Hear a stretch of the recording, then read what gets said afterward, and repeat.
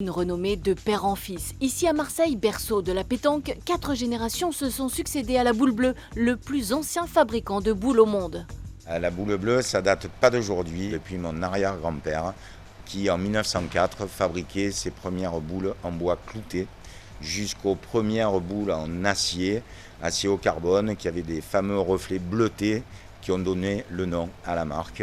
Au départ, c'est un morceau de barre d'acier transformé en galette plate, puis en coquille. 2 coquilles réunies par soudure pour donner une sphère. Une sphère que les 10 salariés de l'entreprise vont façonner à la main sur chaque étape. D'abord la personnalisation.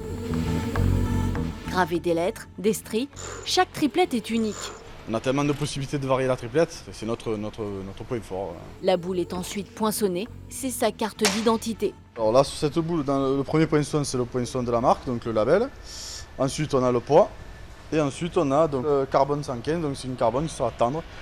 Car il y a plusieurs sortes de boules. Après un passage au four 850 degrés pour celle en carbone, 960 degrés pour l'inox, elles sont ensuite baignées dans l'huile pour durcir le métal, puis repassées au four pour certaines. À 260 pour assouplir le métal. Il y a donc des boules tendres, demi-tendres et des dures. Avec de la boule très tendre, c'est pour tirer.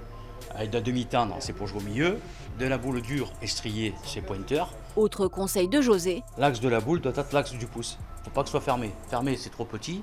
Trop ouvert, c'était trop grand. Après, il ne reste qu'à bien viser. Bravo.